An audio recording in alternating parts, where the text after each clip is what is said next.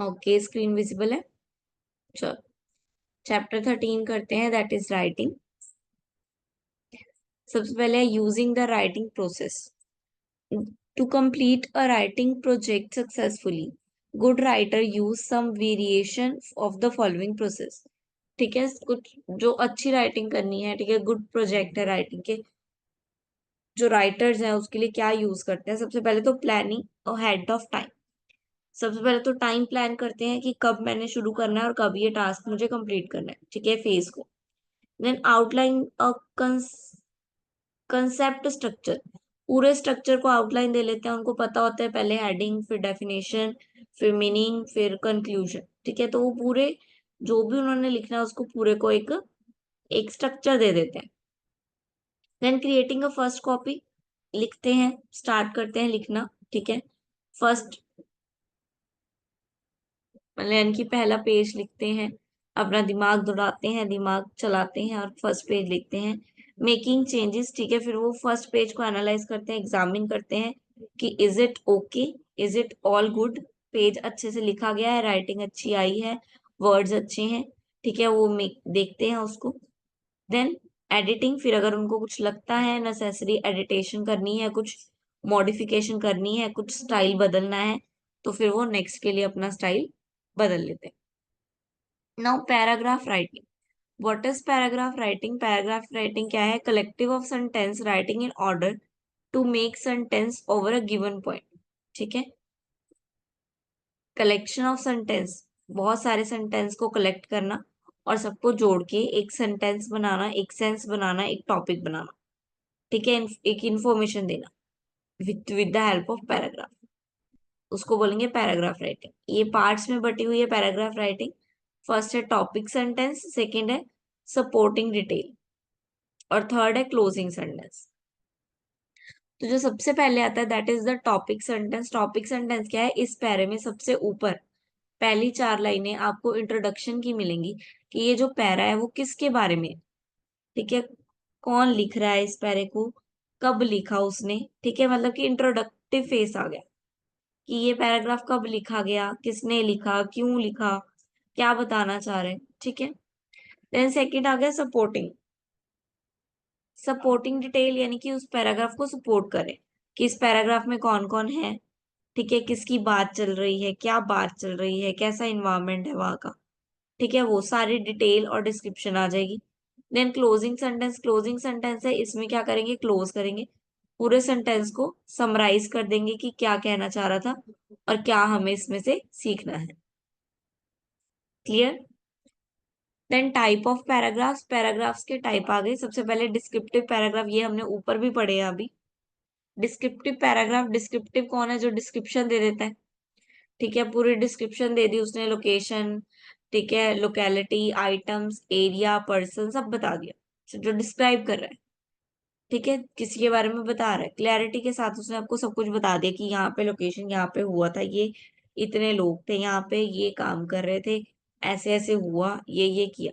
ठीक है, पूरा आपको बता दिया।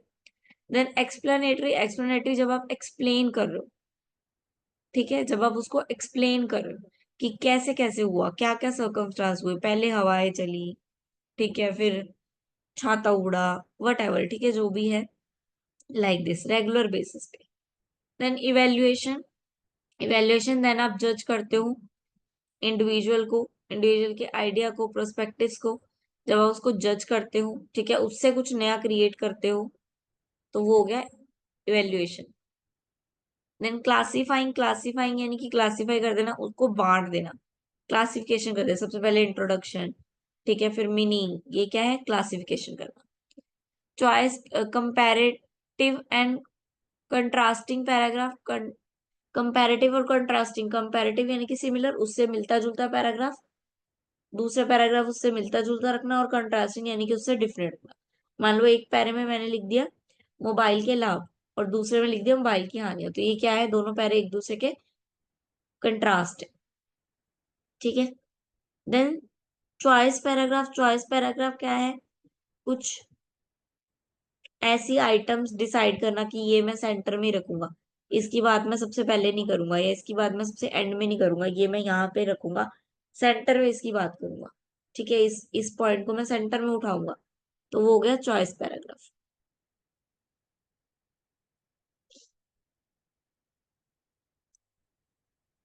Now developing a topic sentence. Developing a topic sentence, इसको रीड करो, क्या होता है developing a topic sentence.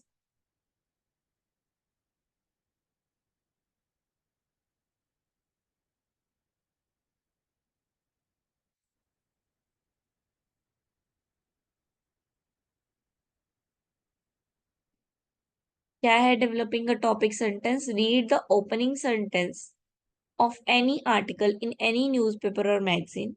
Are you reasonable certain that you understand the remainder of the article? If that the case, you are the most likely reading the topic sentence. The good subject sentence combining a key theme with the author personal perception or attitude. It consists to orient the reader, to give a hint as what will happen next in the paragraph.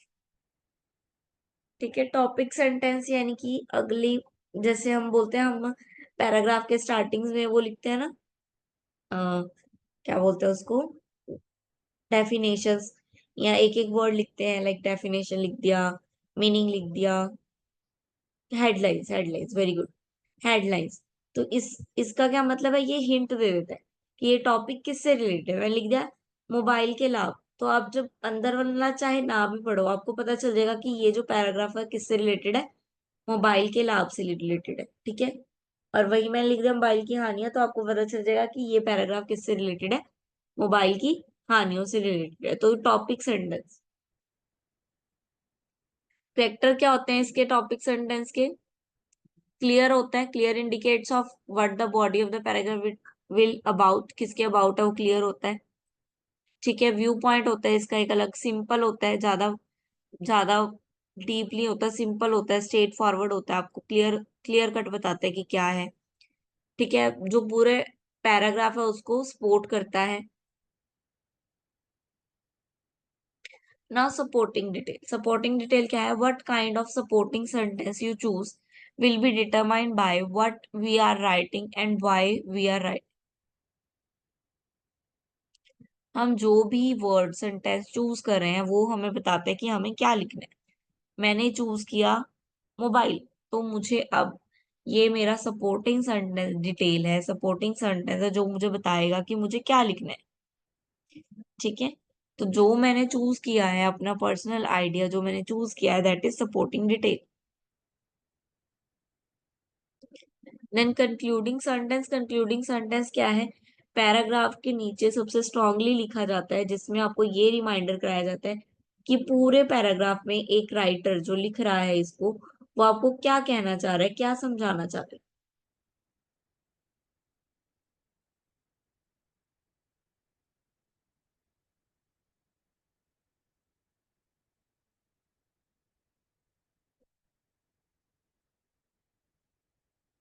ठीक है, then प्रिसिस, precise, precise क्या है? Short करके लिखना, कोई भी बड़ी चीज को कम करके, छोटा करके लिखना, उसको बोलते हैं प्रिसाइज।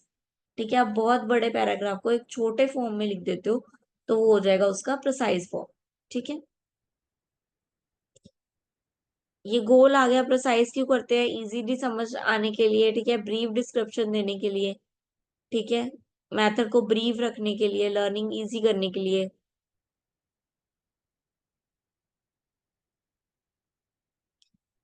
नाउ ऐसे राइटिंग, ऐसे राइटिंग क्या है? ऐसे लिखना, एक पूरा ऐसे राइटिंग, आपको पता है कॉलेजेस में ऐसे राइटिंग का वो भी होते हैं, कॉम्पिटिशन्स होते हैं ऐसे राइटिंग में। ठीक है, उसमें क्या करते हैं सब लोग? ऐसे लिखते हैं बड़ा बड़ा।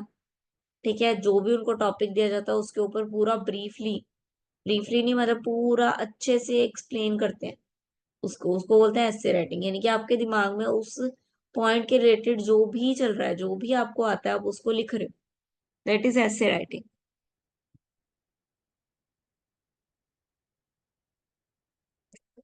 ठीक है, वो कह रहा है कोई मैटर नहीं है कि कौन सा मेथड आप लगा रहे हो, हर ऐसे के 5 पार्ट होंगे।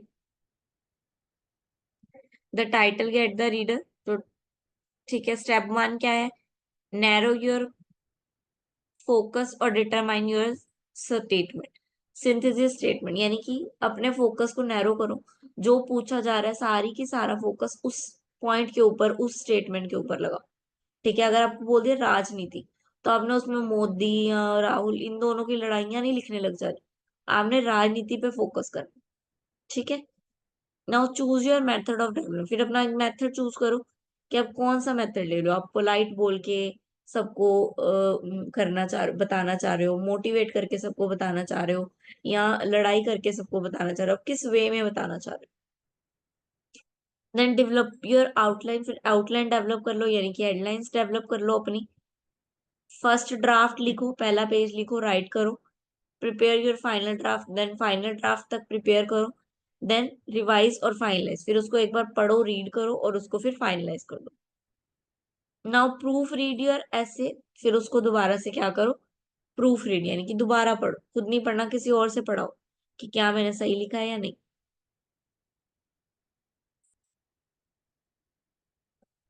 ठीक है। Now element of these statement, you must focus on a की theme in each essay you write. This concept originate from a topic you choose or were assigned, as well as question posed by your teacher. It is insufficient to just discuss a broad topic or to respond to a question with yes or no.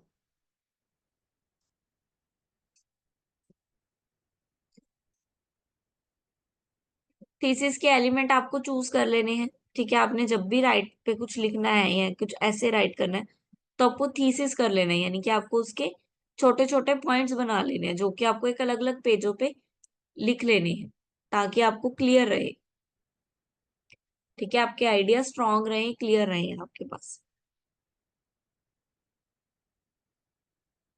Journal format दिया हुआ है, कैसे लिखोगे, पहले thesis statement लिख लोगे कि किस टॉपिक पे आप डिस्कस करना चाह रहे हो, फिर उसको सपोर्ट कौन सी चीज कर रही है, यानी मान लो आपने कोई न्यूज़पेपर से पढ़ी है वो बात, या कहीं पे मैगजीन में पढ़ी है, या कोई वेबसाइट पे है, तो उसको लिखोगे आप। ठीक है, देन सपोर्टिंग डिटेल लिख दोगे, फिर सेकंड प्राइमरी सपोर्ट लिखोगे, फिर उसका सपोर्टिंग, फिर प्राइमरी, फिर सपोर्टिंग, फिर एंड में कंक्लूजन। ठीक है, इज इट क्लियर?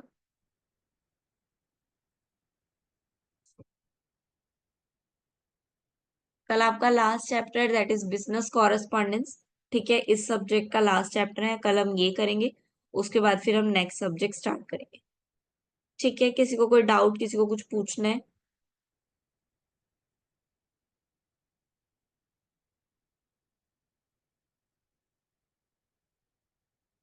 हाँ जी, ऑल ओके।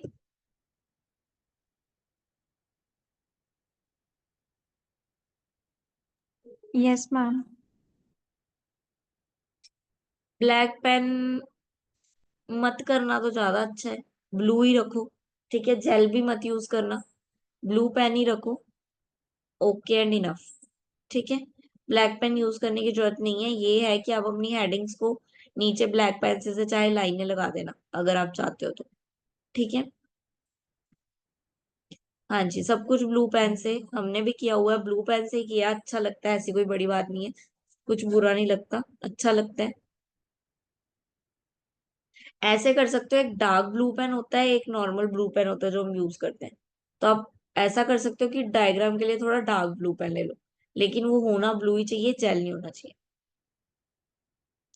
नहीं, मैंने एलपीयू से नहीं करी है, मैंने तो पीयू से करी है, गवर्नमेंट कॉलेज से की है मैंने रेगुलर में ही की है।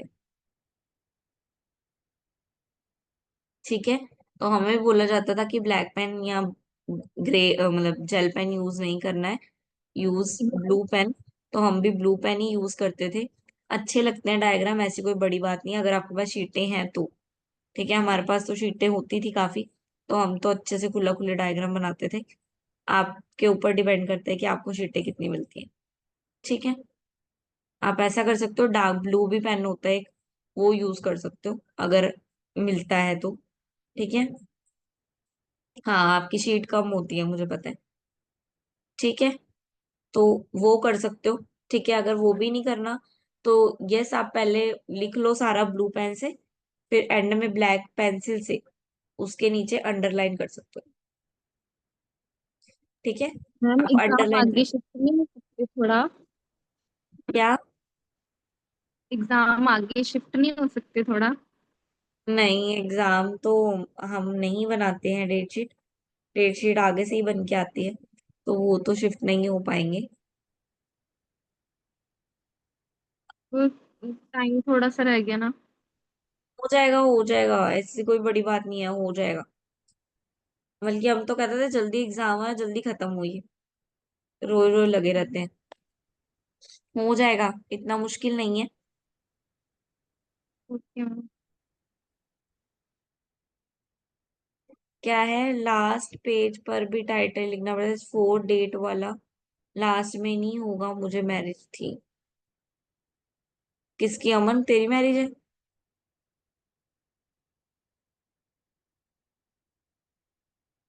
फिर किसी और की मैरिज है ना, तो तुम मत जाइयो, एग्जाम दे लियो। हमने भी छोड़ी हुई है मैरिज।